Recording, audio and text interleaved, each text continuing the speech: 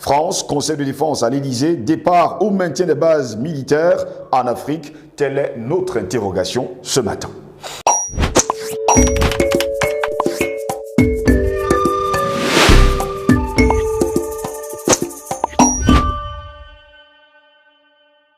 Madame, messieurs, bonjour, bienvenue à toutes et à tous à cette autre édition de Parole panafricaniste.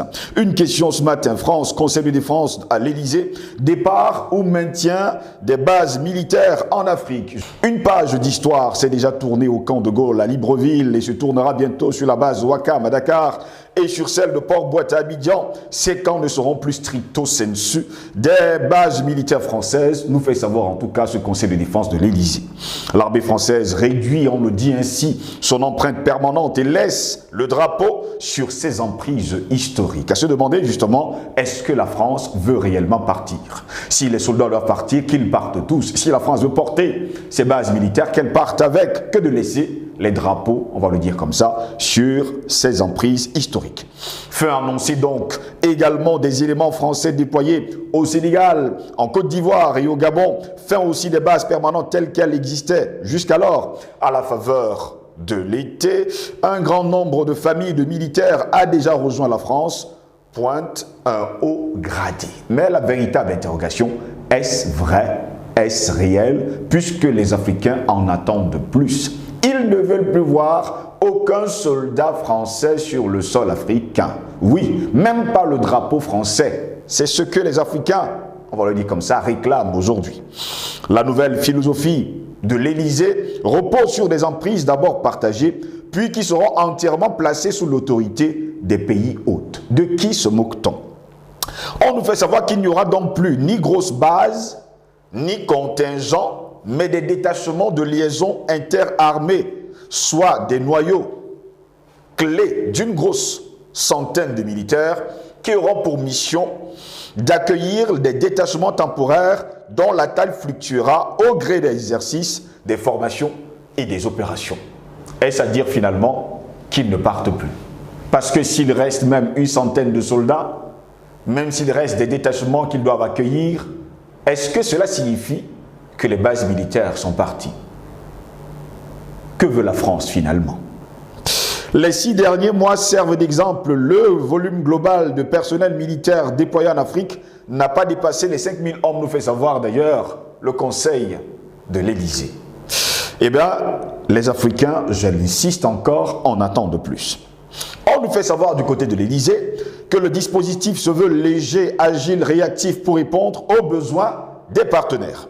Cet inversement des rôles est d'ailleurs, on nous dit, bienvenu pour les pays partenaires, comme le montre le récent déplacement en Côte d'Ivoire du chef du nouveau commandement pour l'Afrique qui a vu le jour le 1er août dernier.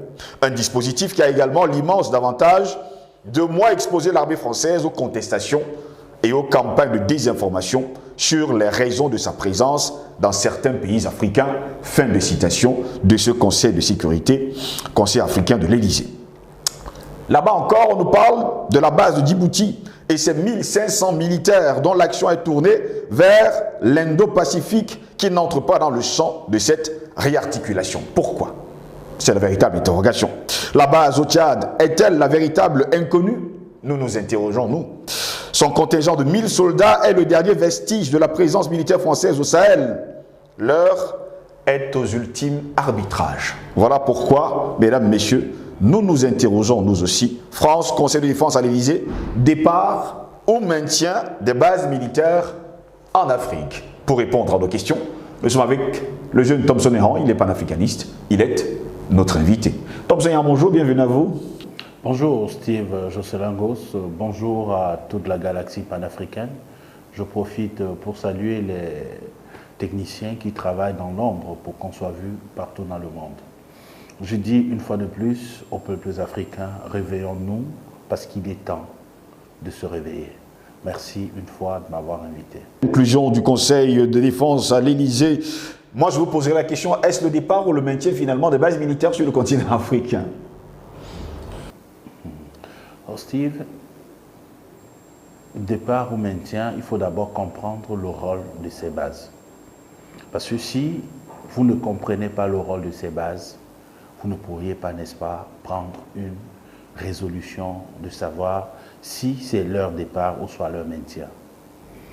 Parce que, pour dire, je vais commencer par des illustrations pour qu'on puisse mieux se comprendre. Vous savez ce qui s'est passé en Côte d'Ivoire dans les années 2010.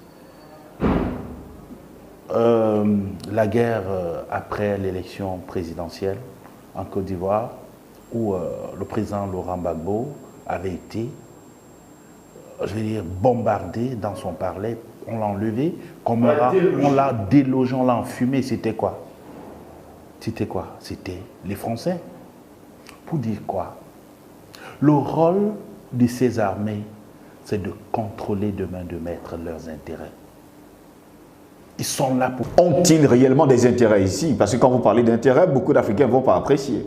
Quand je dis intérêt, ça veut dire ils sont là pour contrôler, quand je dis intérêt, les cerveaux blancs, les cerveaux blanchis qu'ils ont mis en place pour leurs intérêts, pour servir leur cause, qui est celle d'envahir le monde et les piller.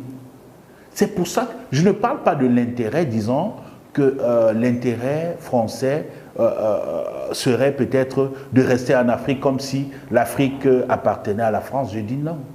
Mais ces pays, tout à l'heure vous avez parlé du drapeau. Quand une entité décide de laisser son drapeau quelque part, ça veut dire ce territoire quelque part lui appartient.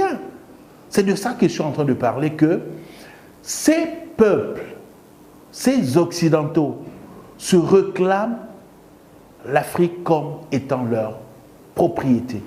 Et pour cela, ils mettent des bases partout pour contrôler nuit et jour ce que font les Africains et les empêcher de se développer. Et quand vous vous entêtez de faire les choses comme vous voulez, ils financent à partir de ces bases. Moi, je les appelle des cellules dormantes. Des cellules dormantes parce qu'à un moment donné, quand vous commencez à lever la tête, ils actionnent ces cellules dormantes qui vont commencer à poser des actes. Parfois, financer le terrorisme, parfois eux-mêmes aller à l'affront avec ceux qui veulent peut-être se libérer. Vous comprenez très bien que ces cellules dormantes ne devraient pas exister si ça ne concernait que nous, les Africains. Mais la France est en train de vouloir passer, n'est-ce pas, à une étape un peu plus forte et plus subtile. Ça, c'est ce qu'il faut comprendre. Vous savez combien de bases militaires américaines y a-t-il en France? Il y en a 29. Et pas seulement en France, mais les États-Unis ont ceinturé le monde, je dis toute la planète, avec leurs bases militaires. Pour dire quoi? Les États-Unis sont les maîtres de la France, c'est-à-dire la France obéit aux ordres des États-Unis. Et pour cela, continue de faire des choses telles que leurs maîtres. Souvenez-vous, on parle du nazisme. On a vu comment la France a été traitée par l'Allemand nazi. Et aujourd'hui, est en train d'appliquer le même système aux pays africains qui sont ses colonies. Disons-le. Donc, les États-Unis, en tant que grands maîtres, ont 29 bases militaires en France et partout en Europe. Et la France ne peut pas se défaire de ces bases militaires aussi facilement en Afrique parce que qui demande à ces bases militaires de décamper dit tout simplement que vous êtes libre. Parce que ces bases militaires sont nos gardiens. Ils sont là pour nous braquer l'arme à la tempe, pour rappeler à nos dirigeants que nous sommes là.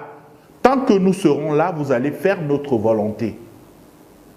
Alors, est-ce que la France est autant riche pour pouvoir quitter l'Afrique de nos jours?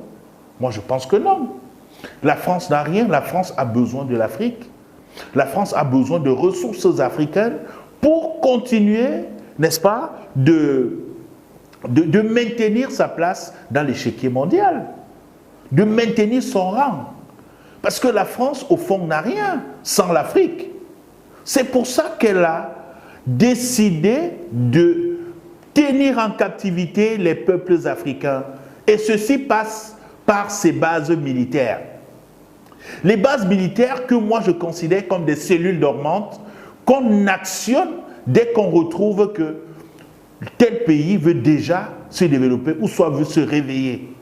On actionne ces cellules dormantes pour financer la rébellion, pour attaquer à front la souveraineté de ce pays.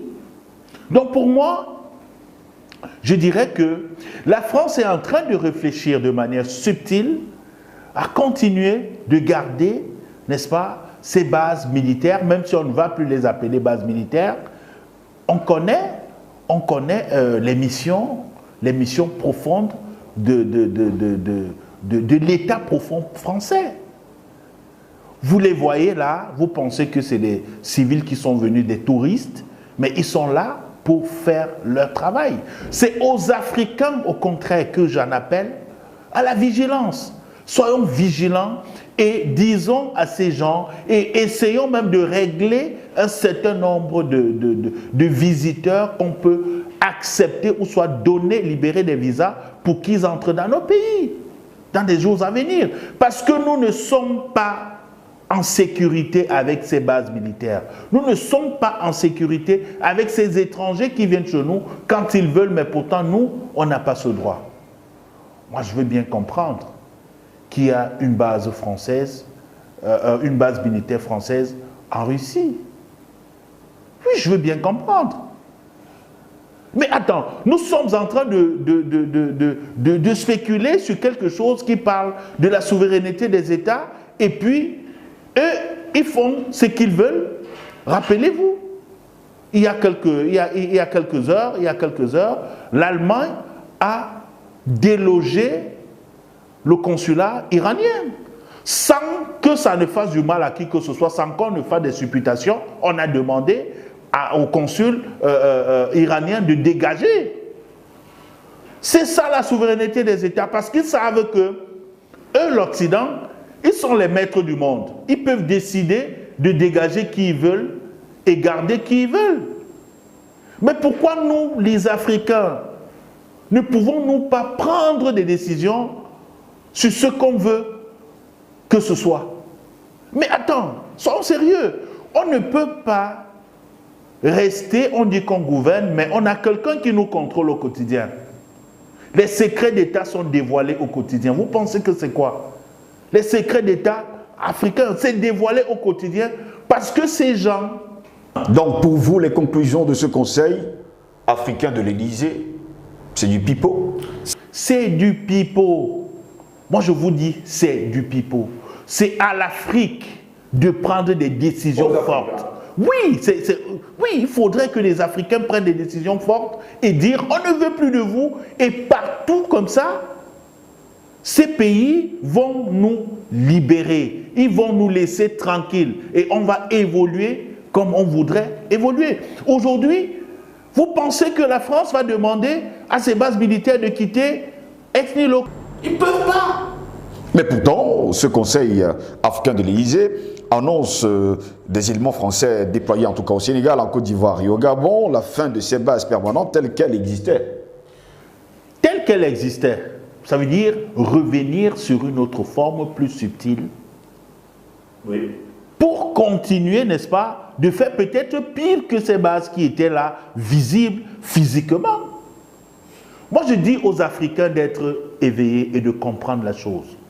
Moi, je vous dis, soyons très éveillés et essayons de comprendre. La France a compris que l'Afrique est en plein éveil. Pour cela, il faut chercher des manières subtiles, mais continuer de les maintenir. C'est de ça qu'il s'agit. Il faudrait que la France nous laisse. Il faudrait que la France décide. Parce qu'une telle décision, ils se réunissent à l'Élysée, ils prennent juste l'idée, ils demandent à tout le monde de décamper. Oui, quittez tous et qu'on voie comment vous êtes en train de quitter avec vos chars, tout ce que vous avez amené, vous partez. Mais quand il reste encore faire des supputations, faire des trucs, c'est des manières subtiles de rester, exister, laisser les drapeaux. À quoi sert le drapeau d'un pays? Le drapeau d'un pays marque le territoire, montre que ce territoire nous appartient.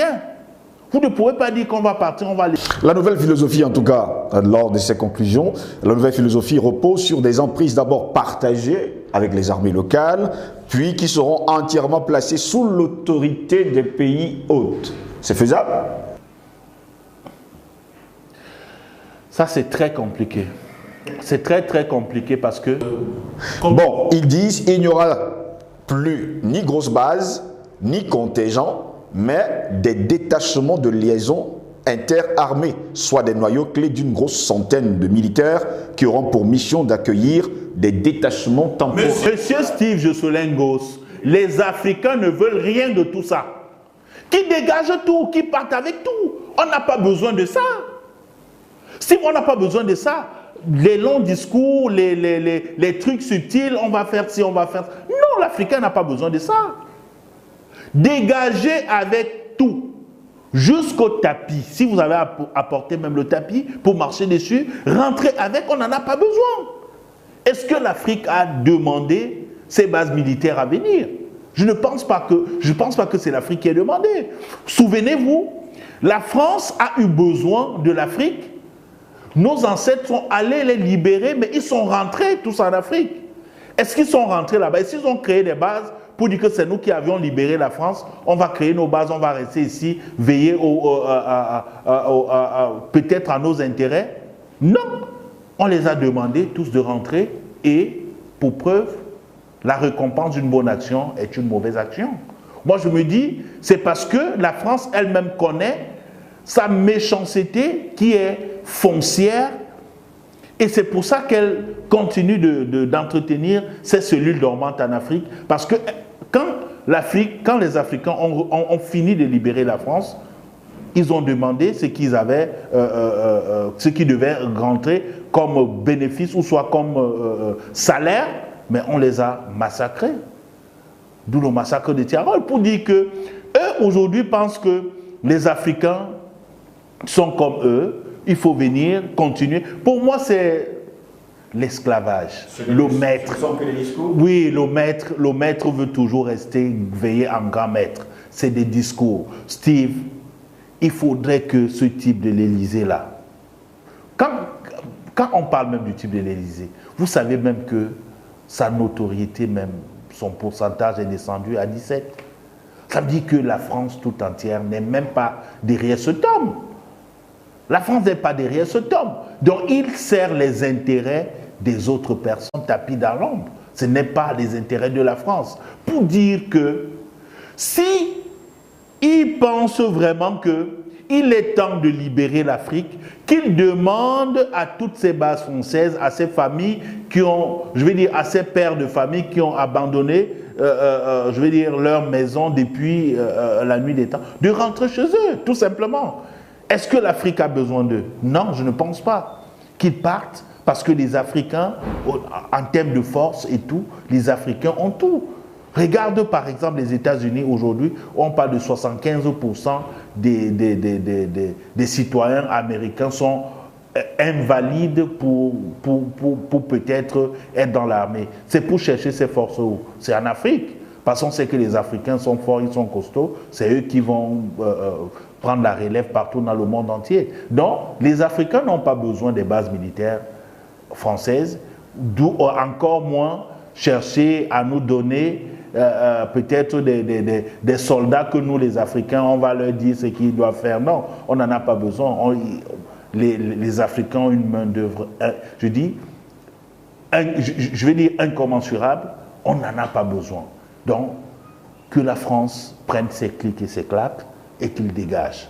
Mais je crains fort que la France demande aussi à son maître d'enlever ses bases militaires partout en France. Donc, pour dire, c'est cette politique que la France essaye de réappliquer en Afrique. Mais les Africains ont commencé à dénoncer. Les Africains ont pris des décisions fortes qui sont celles de dégager complètement. On n'a pas besoin de réformes, on n'a pas besoin d'autres entités qu'on dirait non, ce ne sont plus les bases, c'est les déconcentrations, c'est ci, c'est ça. Non, on n'en a pas besoin. On ne veut plus rien concernant les armées d'occupation extérieure.